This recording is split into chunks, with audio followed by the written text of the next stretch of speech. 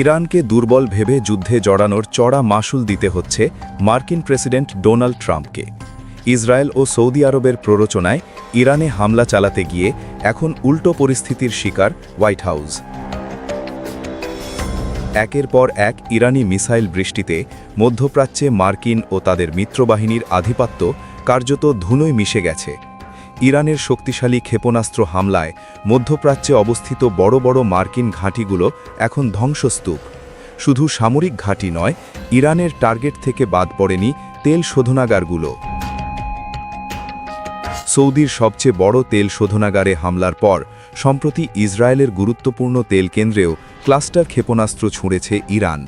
এমনকি মার্কিন নৌবাহিনীর অহংকার বিশ্বের বৃহত্তম রণতরী ইউএসএস জেরাল্ড আর ফোর্ড যখন ইরানের হামলায় দাউ দাউ করে জ্বলছিল, তখন এক সপ্তাহ চেষ্টা করেও সেই আগুন নিয়ন্ত্রণে আনতে পারেনি মার্কিন নৌসেনারা। যুক্তরাষ্ট্রের গোয়েন্দা তথ্য অনুযায়ী পাকিস্তানও নাকি নিজেদের ভূমি থেকে আন্তঃমহাদেশীয় ব্যালিস্টিক ক্ষেপণাস্ত্র ছোড়ার পরিকল্পনা করছে। এই তথ্যে রীতিমতো ঘুম হারাম হয়ে গেছে প্রেসিডেন্ট ট্রাম্পের। পরিস্থিতির ভয়াবহতা বুঝতে পেরে তিনি বারবার যুদ্ধ বন্ধের প্রস্তাব দিলেও ইরান তাতে সায় দেয়নি।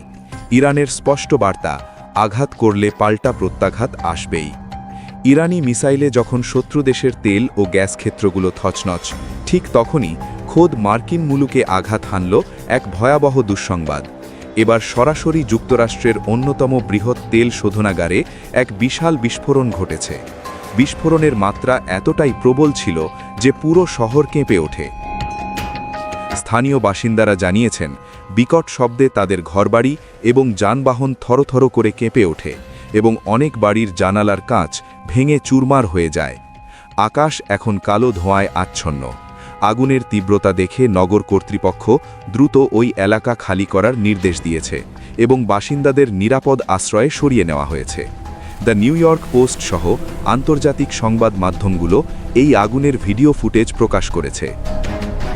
মার্কিন প্রশাসন তড়িঘড়ি করে একে হিটিং ইউনিটের যান্ত্রিক ত্রুটি বা দুর্ঘটনা বলে দাবি করলেও জনমনে সন্দেহ দানা বাঁধছে। রণতরীতে লাগা আগুনের মতোই এই ঘটনাকেও ধামাচাপা দেওয়ার চেষ্টা চলছে কিনা তা নিয়ে বিশ্বজুড়ে শুরু হয়েছে তোলপাড়।